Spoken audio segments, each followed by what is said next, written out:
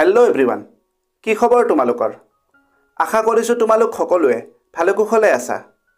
আজি আমি এটা বিশেষ বিষয়ৰ ওপৰত আলোচনা কৰিবলৈ ওলাইছোঁ। ক্লাছ 12ৰ সৰহভাগ শিক্ষাৰ্থীৰ প্ৰশ্ন। আমি ইংলিছ ছাবজেক্টটো বহুত ভয় কৰোঁ, বহুত জটিলো পাওঁ। পঢ়িলেও মনত নাথাকে। প্ৰশ্নৰ উত্তৰ আমি কেনেকৈ লিখিম? ইংলিছ ছাবজেক্টত আমি ভাল নম্বৰ কেনেকৈ পাম? নমস্কাৰ, মই দিগন্ত। আজি আমি এই ভিডিঅ'টোৰ মাধ্যমেৰে ইংলিছ ছাবজেক্টত ভাল নম্বৰ পাবলৈ কোনো নতুন কৌশল বা কোনো ৰকেট ছায়েন্সৰ বিষয়ে আলোচনা নকৰোঁ, কিন্তু কেইটামান অতি দৰকাৰী কথা আলোচনা কৰিম যি তোমালোকৰ প্ৰস্তুতি উন্নত কৰাত সহায় কৰিব। আৰু যদিহে এনেদৰে প্ৰস্তুতি কৰা, নিশ্চিতভাৱে তোমালোকে পৰৱৰ্তী ফাইনেল পৰীক্ষাত ভাল নম্বৰো পাবা। সকলো তথ্য ভালদৰে আয়ত্ব কৰিবলৈ তোমালোকে এই ভিডিঅ'টো সম্পূৰ্ণ কৰি শেষলৈকে চাবা। ভিডিঅ'টোৰ পৰৱৰ্তী অংশলৈ আগবঢ়াৰ আগতে আমাৰ চেনেলৰ চমু বিজ্ঞাপন কৰি লওঁ।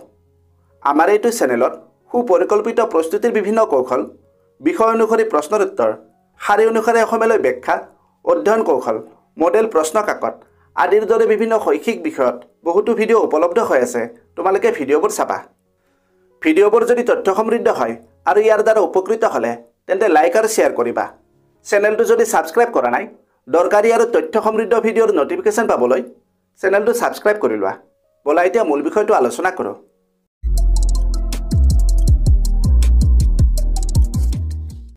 কেৱল ইংলিছ ছাবজেক্টটো বুলিয়ে নহয়, প্ৰতিটো বিষয়ত তোমালোকে ভাল নম্বৰ পাবলৈ হ'লে তোমালোকৰ নিজৰ এটা টাৰ্গেট লাগিব। প্ৰতিটো বিষয়ত পৰ্যাপ্ত সময় দিব লাগিব, প্ৰেক্টিচ লাগিব, পৰীক্ষাৰ আৰ্হি আৰু পৰীক্ষাৰ বাবে নিৰ্ধাৰিত চিলেবাছত নলেজ থাকিব লাগিব। এইবোৰে আমাৰ প্ৰস্তুতি উন্নত কৰে।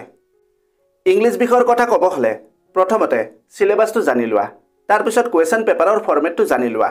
তোমালোকৰ পেপাৰখন হয় 100 মাৰ্কছৰ। কিমান নম্বৰৰ? 100 মাৰ্কছৰ, যাক 4টা অংশত ভাগ কৰা হয়। প্ৰথমতে থাকিব তোমাৰ ৰিডিং ছেকশ্যন। ইয়াত থাকে 10 মাৰ্কছ। তাৰপিছত আহিব তোমাৰ ৰাইটিং ছেকশ্যন। ইয়াত থাকিব 25 মাৰ্কছ।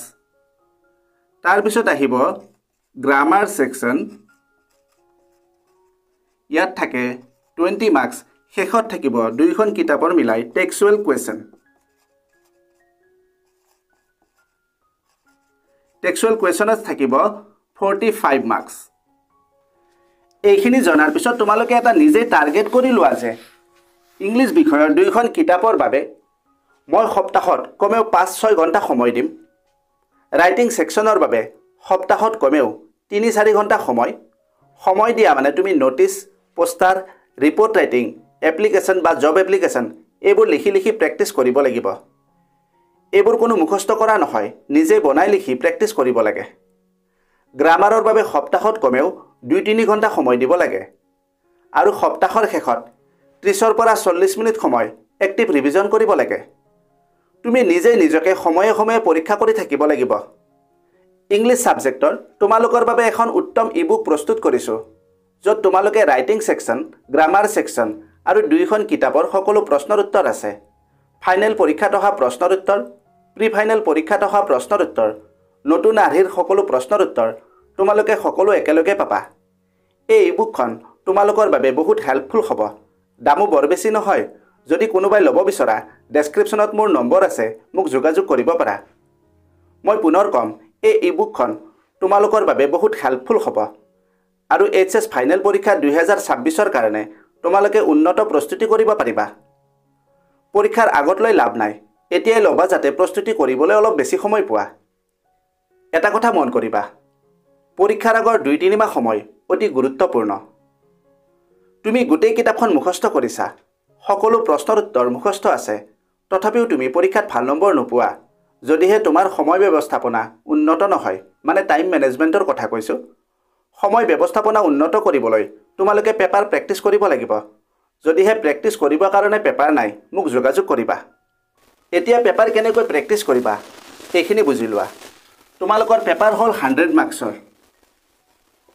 সময় থাকে 3 ঘণ্টা, অৰ্থাৎ 180 মিনিটছ।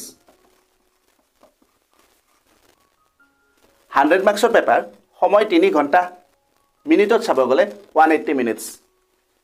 এতিয়া কোনটো অংশত কিমান সময় দি প্ৰেক্টিচ কৰিলে তোমালোকৰ লাভ হ'ব এইটো বুজি লোৱা। পেপাৰখন পোৱাৰ লগে লগে মই ইয়াত দিলোঁ ৰিডিং পেপাৰ।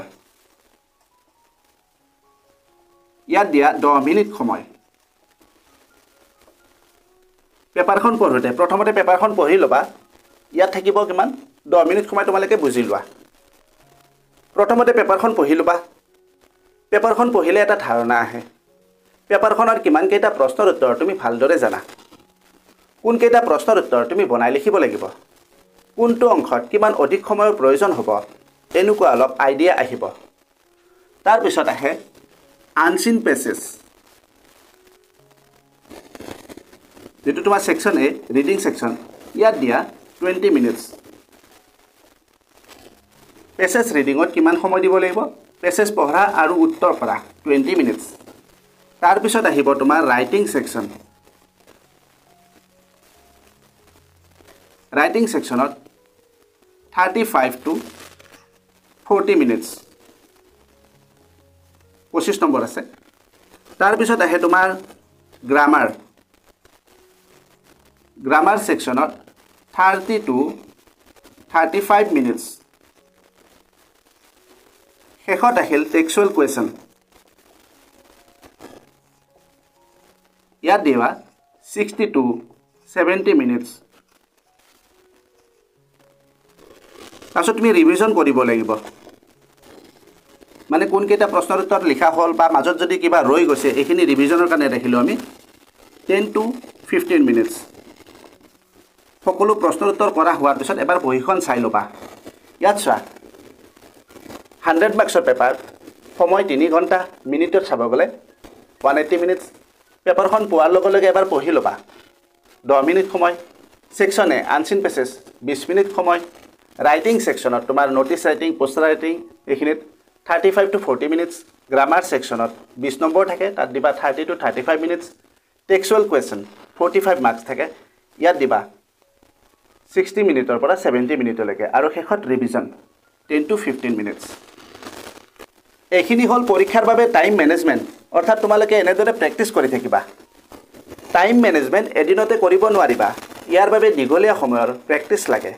তোমালোকে এনেদৰে প্ৰেক্টিছ কৰি যোৱা, এইটো কৰিলে তোমালোকৰ অভ্যাস হ'ব আৰু পৰীক্ষাত বহুত সময় ৰাখি হ'ব। তুমি যিমান যি পৰামৰ্শ নল'লেও পৰীক্ষাত ভাল নম্বৰ পোৱাটো নিৰ্ভৰ কৰিব সম্পূৰ্ণ তোমাৰ ওপৰত। নিজৰ দক্ষতা আৰু জ্ঞানৰ ওপৰত আত্মবিশ্বাসী হোৱা। তোমাৰ প্ৰস্তুতি, একান্ত একাগ্ৰতা আৰু সুস্থিৰ মানসিক অৱস্থাহে কৃতকাৰ্যতা আনিব। আশা কৰিছোঁ আজি আলোচনা কৰা বিষয়টো তোমালোকে ভালদৰে বুজি পালা। ভিডিঅ'টো যদি হেল্পফুল হৈছে তেন্তে বন্ধু বান্ধৱীৰ লগত এই ভিডিঅ'টো শ্বেয়াৰ কৰিবা আৰু ভিডিঅ'টোৰ বিষয়ে নিজৰ মতামত দিবা। আজিলৈ ইমানতে এৰিলোঁ, অতি সোনকালে আন এটা আকৰ্ষণীয় বিষয়ৰ সৈতে পুনৰ লগ পাম। ধন্যবাদ। Learning with heart, success guaranteed. This is your time, just believe and lead. Daily dose of motivation, knowledge ka celebration. Yeah, learning ka next level station.